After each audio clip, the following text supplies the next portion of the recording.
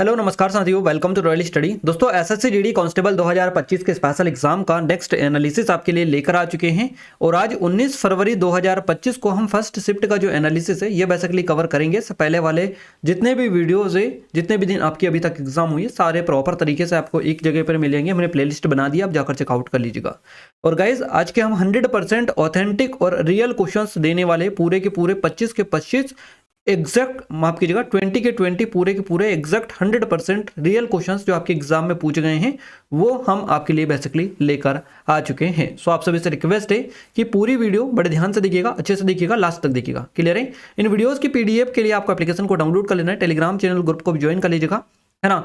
PDF हम इससे पहले वाली स्टडी मटेरियल में डाल चुके हैं। अगर अभी तक चेकआउट नहीं किया तो जाइए जाकर चेकआउट कर लीजिएगा, बाकी की भी जल्द अपडेट करवा दी जाएगी। टेलीग्राम से जरूर से कनेक्ट हो जाएगा, जहां पर पल पल की अपडेट सबसे पहले अपडेट की जाती है। तो डिस्क्रिप्शन में इसकी भी लिंक आपको मिल जाएगी। आइए अब हम स्टार्ट करते हैं बिना टाइम वेस्ट किए। जिन लोगों ने चैनल को सब्सक्राइब नहीं किया उन सभी से रिक्वेस्ट है कि आप सब्सक्राइब कर लीजिएगा, बेल आइकन को ऑल पर सेलेक्ट जरूर से करिएगा ताकि जो भी नया वीडियो है सबसे पहले आप सभी के पास में पहुंच पाए।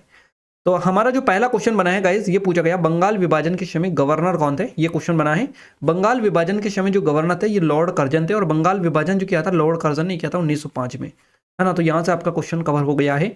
बंगाल के विभाजन के समय लॉर्ड जो कर्जन थे भारत के वाइसराय थे और उन्होंने 19 जुलाई 1905 को बंगाल विभाजन की घोषणा की थी।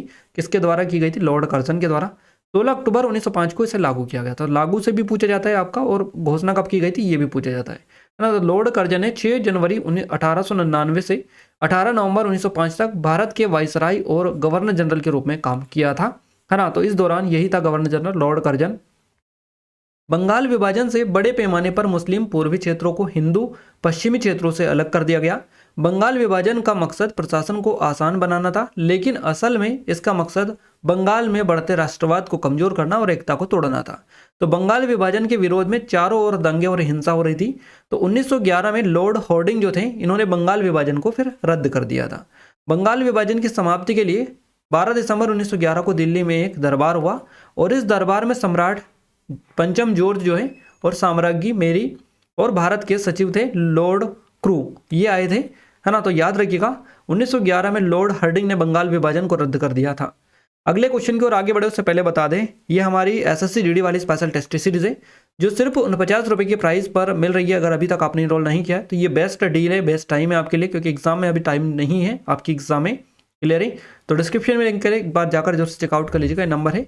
बाकी हमारी जो लोग आरपीएफ की स्पेशल तैयारी कर रहे हैं और चाहते हैं कि आरपीएफ में जो स्कोर है काफ़ी हद तक उनका इंप्रूव हो जाए और 100% वो जो है एग्जाम को करेक्ट कर पाएँ, तो आरपीएफ कांस्टेबल वाले लोगों के लिए मैं कहना चाहूँगा हमारी टेस्ट सीरीज है आरपीएफ कांस्टेबल की लेटेस्ट पैटर्न वाली, सिर्फ 79 रुपीज़ में मिल रही है। लिमिटेड टाइम है, अगर अभी तक आपने इनरोल नहीं किया है तो बेस्ट है, जाकर एक बार जरूर से चेकआउट करिएगा। 800 के समथिंग कंटेंट है, 1 रुपये में करीबन आपको 10 से 12 कंटेंट वहाँ पर मिल रहा है। तो आप सोच सकते हैं कितनी एडवांस टेस्ट सीरीज है। जाइए जाकर जरूर से चेकआउट करिएगा, डिस्क्रिप्शन में लिंक आपको मिल जाएगी। अगला क्वेश्चन है, टी बाला सरस्वती किस नृत्य शैली से संबंधित है? तो भरतनाट्यम हमारा करेक्ट आंसर रहेगा। तंजोर बाला सरस्वती इनका नाम है, जिन्हें बाला सरस्वती के नाम से जाना जाता है। एक भारतीय नर्तकी थी और भरतनाट्यम का प्रदर्शन ये बेसिकली करती थी। तो इस शास्त्रीय नृत्य शैली की जो उत्पत्ति है दक्षिण भारतीय राज्य तमिलनाडु यहाँ पर हुई थी। बाद में इसे बाला सरस्वती एक लोकप्रिय नर्तकी यहाँ पर बन गई बाद में। क्लियर है? तो उन्हें जो है गोरी अम्मल या फिर चिन्नैया नायडू के मार्गदर्शन के साथ कंडप्पा पिल्लई के अधीन संरक्षण मिला था। बाला सरस्वती को भरतनाट्यम को दुनिया में लोकप्रिय बनाने का श्रेय दिया जाता है और उन्होंने चेन्नई में एक फाउंडेशन की स्थापना की थी, इसका नाम है दीप शिखा डांस फाउंडेशन। तो दीप शिखा डांस फाउंडेशन की अगर आपसे पूछी जाए कि दीप शिखा डांस फाउंडेशन की स्थापना किसने की थी, तो टी बाला सरस्वती ने की थी। कहाँ पर? चेन्नई में।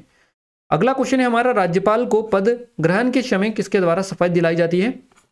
या राज्यपाल को पद की शपथ कौन दिलाते हैं? तो उस राज्य के उच्च न्यायालय के जो मुख्य न्यायाधीश होते हैं ये दिलाते हैं राज्यपाल को पद की ग्रहण शपथ। तो राज्य या केंद्रशासित प्रदेश या उच्च न्यायालय के मुख्य न्यायाधीश, है ना, अनुच्छेद 159 के अनुसार राज्यपाल को शपथ दिलाते हैं। तो एक राज्यपाल सरकार के राज्य या केंद्रशासित प्रदेश स्तर का कार्यकारी अधिकारी होता है या कार्यकारी होता है। तो राज्यपाल मुख्यमंत्री और राज्य के अन्य मंत्रियों को शपथ दिलाता है। तो ये राज्यपाल दिलाते हैं मुख्यमंत्री और अन्य मंत्रियों को शपथ। मुख्यमंत्री की शपथ और राज्य के राज्यपाल के द्वारा दिलाई जाती है ना। तो भारत के राष्ट्रपति को भारत के मुख्य न्यायाधीश द्वारा शपथ दिलाई जाती है। राष्ट्रपति को कौन दिलाते हैं? मुख्य न्यायाधीश, है ना। और राज्यपाल को कौन दिलाते हैं? राज्यपाल को दिलाते हैं उस राज्य के जो राज्य के उच्च न्यायालय के जो मुख्य न्यायाधीश होते हैं वो दिलाते हैं, है ना, राज्यपाल को। राष्ट्रपति देश के प्रधानमंत्री और अन्य जो सांसद हैं इनको शपथ दिलाते हैं, तो देश के प्रधानमंत्री को राष्ट्रपति शपथ दिलाएंगे, अन्य सांसदों को भी यही दिलाएंगे। राज्य लोकायुक्त की नियुक्ति राज्य के मुख्यमंत्री के द्वारा की जाती है और या उच्च न्यायालय द्वारा, उच्च न्यायालय या फिर राज्य के जो मुख्य न्यायाधीश हैं इनके परामर्श के बाद में लोकायुक्त की नियुक्ति कौन करते हैं? मुख्यमंत्री। तो ये पॉइंट है कौन किसको शपथ दिलाता है, हमने सारे आपको बता दिए। आगे के लिए आप जरूर से याद रखिएगा। अगला क्वेश्चन है किस पंचवर्षीय योजना के बाद रोलिंग प्लान जो है लागू किया गया था? तो ये 5वीं पंचवर्षीय योजना थी जिसके बाद में रोलिंग प्लान लागू किया गया था। एक क्वेश्चन इस तरह से भी बनता है आपका कि रोलिंग प्लान किन 2 पंचवर्षीय योजनाओं के बीच में लागू किया गया था? तो ये 5वीं और 6ठी पंचवर्षीय योजना थी। रोलिंग प्लान 5वीं पंचवर्षीय योजना के बाद लागू किया गया था। ये 2 वर्षीय योजना थी जिसे 1978 से 80 तक लागू किया गया था और जनता पार्टी सरकार द्वारा ये लाई गई थी। तो भारत में रोलिंग प्लान जो है 1978 में शुरू किया गया था। रोलिंग प्लान की जो अवधारणा है ये गुन्नार मिर्डल द्वारा गढ़ी गई थी।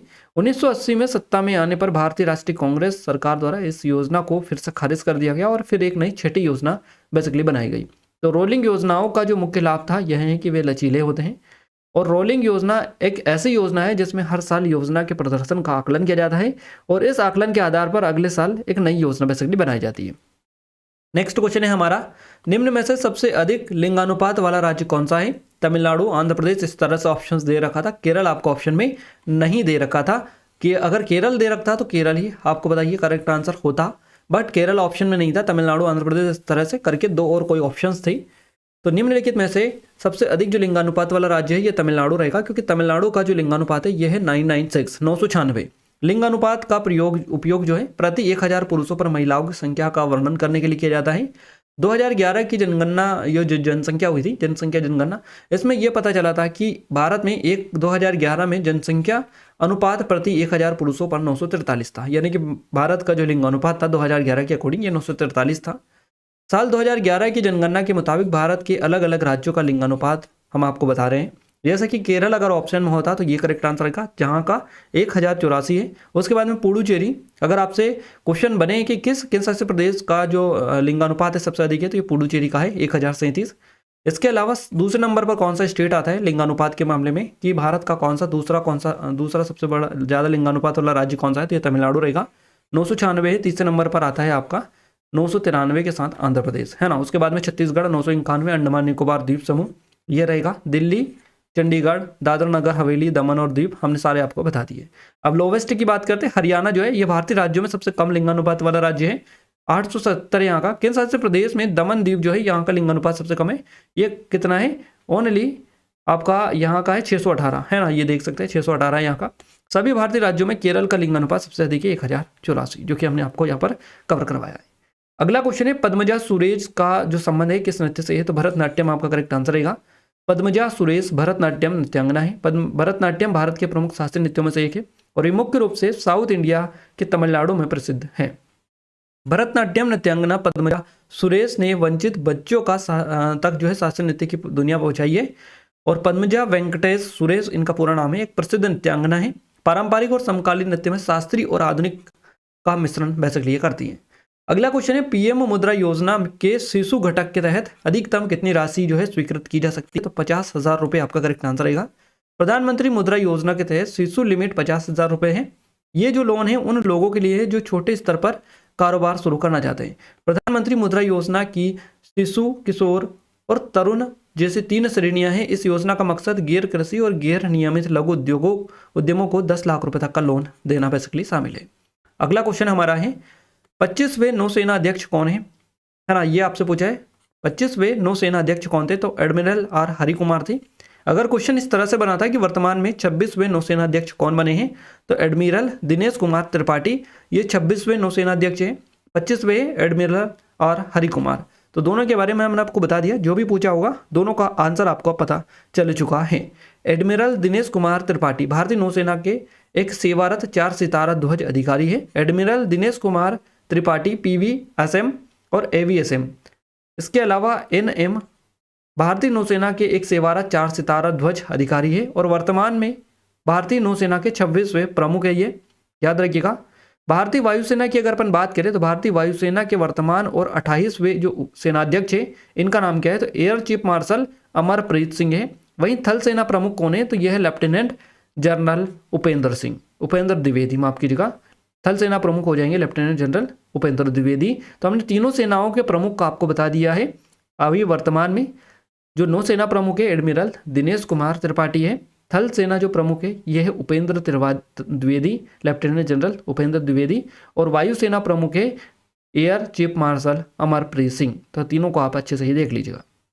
अगला क्वेश्चन है 1956 तक यानी 1956 का नीति संकल्प की नींव किस पंचवर्षीय योजना पर आधारित थी? तो 1956 की नीति संकल्प की जो नींव है ये दूसरी पंचवर्षीय योजना पर आधारित थी, जो कि 1956 से 61 तक चली थी।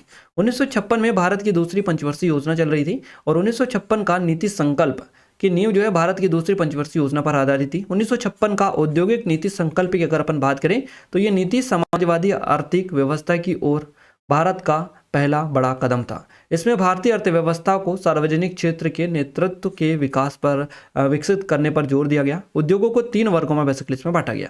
नेक्स्ट क्वेश्चन है पहली बार एशियाई खेल का जो आयोजन है कब और कहाँ हुआ?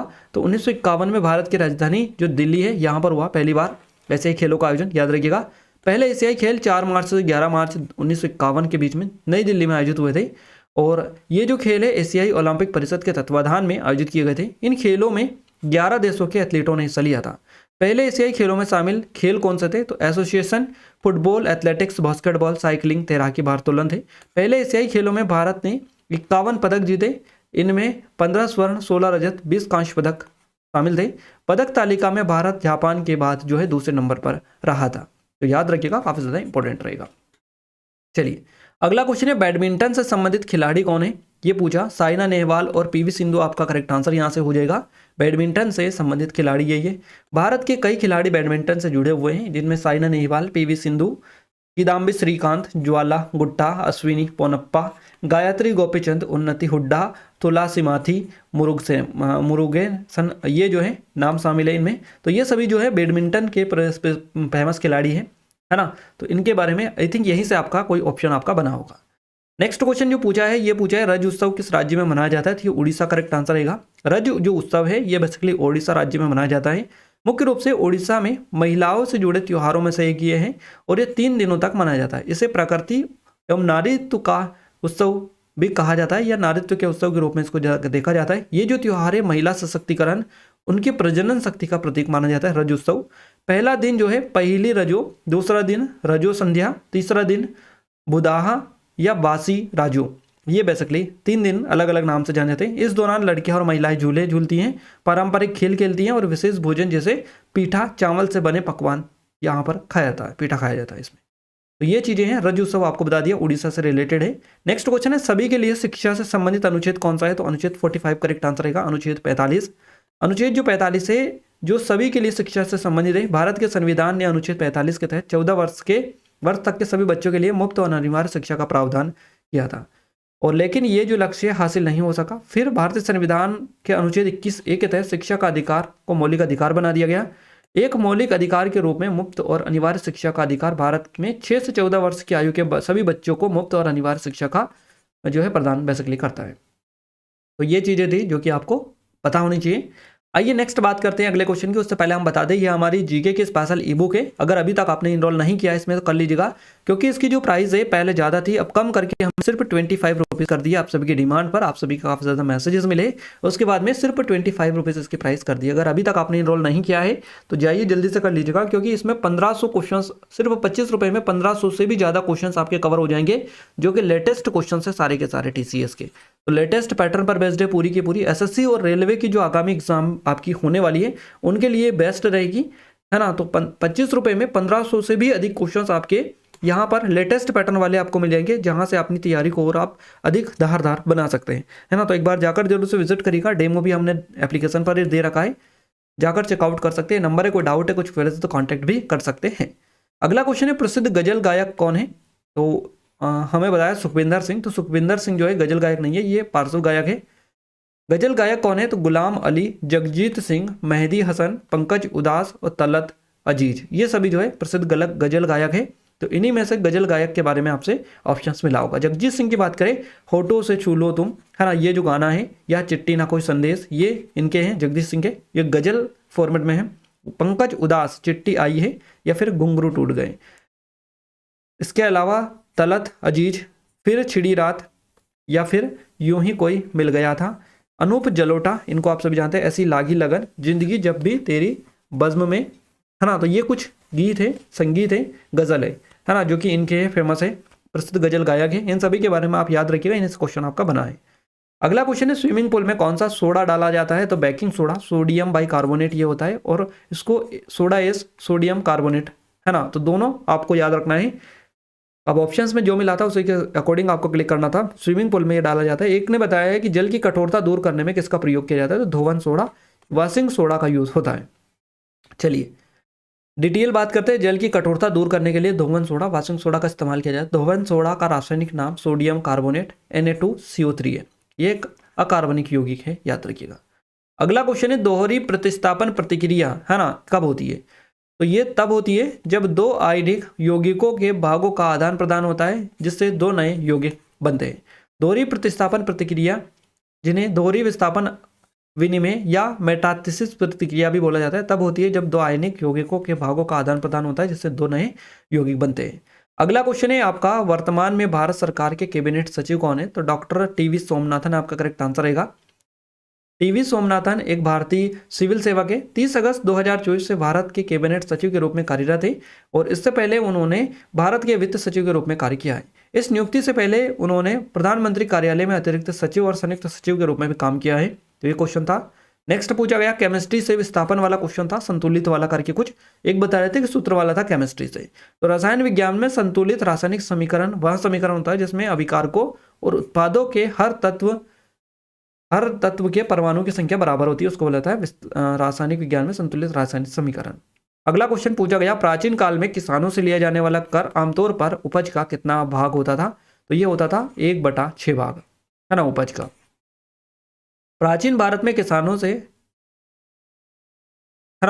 से लिया जाने वाला कर मुख्य रूप से भूमि कर के रूप में लिया जाता था। भूमि कर इसको कहा जाता था। मनुस्मृति और अर्थशास्त्र के अनुसार राज्य किसानों से उनकी उपज का 1/6 भाग जो है ये कर के रूप में लेता था या लिया जाता था। मौर्य काल में जो चाणक्य के अर्थशास्त्र के अकॉर्डिंग है, किसानों से भू राजस्व भूमि कर लिया गया था, जो सामान्यतः 1/6 भाग था, 1/6 होता था, है ना। तो प्राचीन काल में किसानों से लिया जाने वाला कर आमतौर पर उपज का 1/6 भाग होता था, है ना। ये आपका आंसर रहेगा। अगला है अनुच्छेद 41 किससे संबंधित है? शिक्षा, रोजगार और सार्वजनिक सहायता का अधिकार से संबंधित है, आर्टिकल 41। भारतीय संविधान के अनुच्छेद 41 के मुताबिक राज्य को काम, शिक्षा और कुछ मामलों में सार्वजनिक सहायता का अधिकार सुरक्षित करना चाहिए। यह जो अनुच्छेद है राज्य नीति के निर्देशक सिद्धांतों में से एक है, और यह समाजवादी सिद्धांतों पर भी आधारित है। तो ये पूरे के पूरे 20 के 20 क्वेश्चंस जो आपके एग्जाम में पूछे गए 100% ऑथेंटिक और रियल क्वेश्चंस हमने आपको पूरा के पूरे हूबहू कवर करवा दिए। क्लियर है? तो आई थिंक आपको यहाँ से क्लियर हो चुका होगा। चैनल को सब्सक्राइब कर लीजिएगा, क्योंकि हम जो चीज़ें बताते हैं बिल्कुल ऑथेंटिक ही आपको बताते हैं जो एग्जाम में पूछी जाती है। क्लियर है? और मैं कुछ चीज़ें आपको बता दूं, कुछ लोगों के दिमाग की बात है, मैं आपको बताना चाहूँगा थोड़ा सा, ताकि आपको भी क्लियर हो। देखिए जैसे ही हम वीडियो डालते हैं ना, तो हम देखिए आपका जो फर्स्ट शिफ्ट जो छूटता है 10 बजे छूट जाता है ना। तो हम वीडियो में क्वेश्चंस वगैरह कलेक्ट करते हैं, तो उसको हम करीबन 1 या 2 बजे के बीच में अपलोड करते हैं। इसी तरह से हम जो लेट वाली वीडियोज़ है 1 बजे छूटती है, उसको हम फिर कंप्लीट करने के बाद में 4 बजे के समथिंग वो डलती है ना। तो इस वजह से हमारी पहली वीडियो फर्स्ट शिफ्ट वाली 1 से 2 के बीच में डलती है, दूसरी वीडियो जो डलती है ये आपकी 4 के लगभग डलती है, 3 से 4 के बीच में। तो इस टाइम पर आपकी दूसरी शिफ्ट छूट चुकी होती है ना। तो जैसे ही हम वीडियो अपलोड करते हैं तुरंत से कमेंट आने लगते हैं कि सर ये क्वेश्चंस नहीं आए, ये नहीं आए, ये नहीं आए। तो वो थंबनेल नहीं देखते हैं कि ये तो फर्स्ट शिफ्ट का वीडियो है ना, और वो बता रहे सेकंड शिफ्ट का। समझ रहे ना चीज़ों को? तो हम फर्स्ट शिफ्ट का वीडियो डालते हैं और वो क्वेश्चंस सेकंड शिफ्ट के बच्चे ढूंढने आते हैं, वीडियो देखते हैं, जो सेकंड शिफ्ट में पेपर देकर आए ना, वो उस वीडियो में बोलते हैं कि सर ये क्वेश्चंस नहीं आए।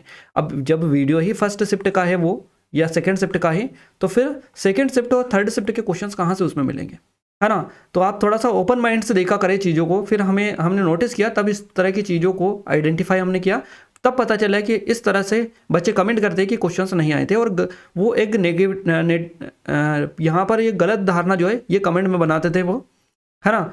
तो इस चीज़ से आप बचे, थोड़ा सा ओपन माइंड होकर थंबनेल देखे, पहले टाइटल भी देख ले, वहाँ पर भी लिखा हुआ है क्लियरली कौन से दिन किस तारीख किस शिफ्ट का है। तो इस तरह की चीज़ें हैं। और बाकी जो लोग कमेंट देखकर परेशान होते हैं कि कमेंट कोई बता रहा है कि नहीं आया, एक भी नहीं आया इस तरह से, तो वो परेशान बिल्कुल भी ना हो। कुछ लोग ऐसा करते हैं, हमने देखा है है ना, तब उनको हमने बताया तो फिर उन्होंने अपनी गलती एक्सेप्ट की, हाँ हम गलत है, इस तरह से चीज़ें हमने थंबनेल नहीं देखा उस वजह से हमने ये कर लिया, है ना। तो ये चीज़ें थी जो कि आपको एक्सप्लेन करना जरूरी था, क्योंकि आपको भी पता होना चाहिए। अब हम बात करते हैं SSC DD वाली टेस्ट सीरीज़ की, जो कि सिर्फ 49 रुपये में है। ली नहीं है तो ले लीजिएगा, डिस्क्रिप्शन में लिंक है। ये हमारी RPF कांस्टेबल की बेस्ट टेस्ट सीरीज अवेलेबल है, लेटेस्ट पैटर्न पर बेस्ड है पूरी की पूरी। और ये नंबर है, कोई डाउट है कुछ क्वेरी तो कॉन्टैक्ट कर सकते हैं। सिर्फ 79 रुपीज़ की प्राइस पर आपको मिल जाएगी। एग्जाम में ज़्यादा टाइम अब नहीं बचा हुआ है गाइस, बेस्ट है। और यहाँ पर आपको एग्जाम ओरिएंटेड सारा का सारा डेटा मिल जाएगा, जो आपके एग्जाम के लिए जरूरी होगा, सब कुछ आपको यहाँ पर मिलेगा। बाकी और भी टाइम टाइम पर हर चीज़ें आपको यहाँ पर प्रोवाइड करवा दी जाएगी। तो डिस्क्रिप्शन में लिंक एक बार जाकर जरूर से विजिट कर लीजिएगा। सेम RRB NTPC वाले स्टूडेंट जो भी हैं जरूर से जाकर ज्वाइन कर लीजिएगा। सिर्फ 79 रुपीज़ की प्राइस पे आपको लेटेस्ट कंटेंट सारा मिलेगा, है ना। तो ये हमारी और भी MP एग्जाम के लिए अवेलेबल है, इसकी भी लिंक डिस्क्रिप्शन में, अगर आप चाहें तो डिस्क्रिप्शन में लिंक है, जाकर चेकआउट कर सकते हैं। हिंदी की बात करें, उत्थान शब्द का विलोम पूछा है आपसे तो पतन हो जाएगा, उत्थान का विलोम। खीर शब्द का तत्सम रूप पूछा है तो क्षीर हो जाएगा। मुहावरा से एक क्वेश्चन आपका बना था। इसके अलावा आदित्य शब्द का वाक्यांश पूछा था, तो आदित्य देवता इस तरह से बता रहे थे। एक बच्चा पानी में खेल रहा है ना, एक बच्चा पानी में खेल रहा है, इसमें खेलना जो शब्द है इसकी जगह कौन सा शब्द अधिक उपयुक्त होगा या क्या आएगा? तो खेलना की जगह तैरना आएगा। एक बच्चा पानी में खेल रहा है, खेलना की जगह तैरना, तो एक बच्चा पानी में तैर रहा है ना, इस तरह से ये आ जाएगा। चलिए, गद्यांश एक क्वेश्चन आपका बना है। इसके अलावा विलोम शब्द से 2 क्वेश्चन आपके बने गए। पर्यायवाची भी आपका एक आध क्वेश्चन बना था। तत्सम तत्सम से एक क्वेश्चन था आपका। वाक्य शुद्धि से 2 क्वेश्चन थे। मुहावरे एक बना था आपका, और एक शब्द से भी एक क्वेश्चन आपका पूछा गया। मैथ्स की अगर अपन बात करें, प्रतिशत से 3 क्वेश्चन थे। लाभ हानि से 4 क्वेश्चन, SICI से 2 क्वेश्चन थे आपके। नंबर सिस्टम से 3 से 4 क्वेश्चन थे। सिंप्लीफिकेशन से 3 क्वेश्चन थे आपके। रेशियो से 1 क्वेश्चन था। ट्रेन से 1 क्वेश्चन था, और समय कार्य से भी 1 क्वेश्चन आपका पूछा गया था। रीजनिंग में बात करें, ब्लड रिलेशन से 1 क्वेश्चन था। नंबर सीरीज से 3 क्वेश्चन थे आपके। वेन डायग्राम से 1 क्वेश्चन था। पांचे से 1 क्वेश्चन था। सिलोज्म से 2 क्वेश्चन थे। कोडिंग डिकोडिंग से 2 से 3 क्वेश्चन थे। मिरर इमेज से 1 क्वेश्चन था। मिसिंग नंबर से 1 क्वेश्चन था। इसके अलावा सिटिंग अरेंजमेंट से 2 क्वेश्चन थे। कथन निष्कर्ष से 1 क्वेश्चन था, और पजल से भी आपका 1 क्वेश्चन पूछा गया था। तो यहाँ पर गाइस देखिए, हमने जो है मैथ्स, हिंदी, रीजनिंग सब कुछ सारे सब्जेक्ट का कवर करवा दिया आपको। जहाँ तक हो पाया है पूरा का पूरा 100% एक्यूरेट चीज़ें आपको बताने की कोशिश करी है ना। तो आप जरूर से सपोर्ट कीजिएगा। आगे भी जिन लोगों के एग्जाम है, जरूर से जब भी एग्जाम है क्वेश्चन जरूर सेंड करिएगा टेलीग्राम पर। हम तुरंत से मैसेज डाल देते, जहाँ पर आप डायरेक्टली हमें खुद हमारे जो है नंबर पर मैसेज सेंड कर सकते हैं, ताकि आप लोगों की और ज़्यादा हेल्प हम कर पाएँ क्लियरिंग। इनके बारे में ऑलरेडी बता ही चुके हैं। जो RPF वाले स्टूडेंट हैं, उनके एग्जाम में ज़्यादा टाइम नहीं बचा हुआ है, उनसे बस यही कहना चाहेंगे कि जितनी जल्दी हो सके ये जो लेटेस्ट पैटर्न का सारा कंटेंट है, जो भी अप टू डेटेड PDFs वगैरह हमने टॉपिक वाइज डाली है, जो लगातार आपकी SSC DD में क्वेश्चंस बन रहे हैं। तो देखिए, TCS ही एग्जाम कंडक्ट करवा रहा है, ये गलतफहमी आप ना रखें कि क्वेश्चंस का पैटर्न हाँ थोड़ा सा अलग होगा, जो हम इस टेस्ट सीरीज में कवर करवा चुके हैं। बट मैक्सिमम जो चीज़ें रहेंगी वही रहेंगी, क्योंकि TCS है, और उसी के अकॉर्डिंग सारा कंटेंट आपको बताइए क्या क्या किस तरह से चीज़ें पूछता है ना। तो ज़्यादा आप चीज़ें ना देखें, इसमें सारा हमने TCS के अकॉर्डिंग जो रेलवे से RPF SI में पूछा गया उसी के अकॉर्डिंग कंटेंट आपका है पूरा का पूरा। तो जाकर चेकआउट करिएगा, सारी डिस्क्रिप्शन में लिंक है। सिर्फ 79 में इतना कुछ आपको मिल रहा है ना, तो क्या बात है। चलिए, ये RRB NTPC की अवेलेबल है हमारी, और ये मध्य प्रदेश एग्जाम के लिए स्पेशल है।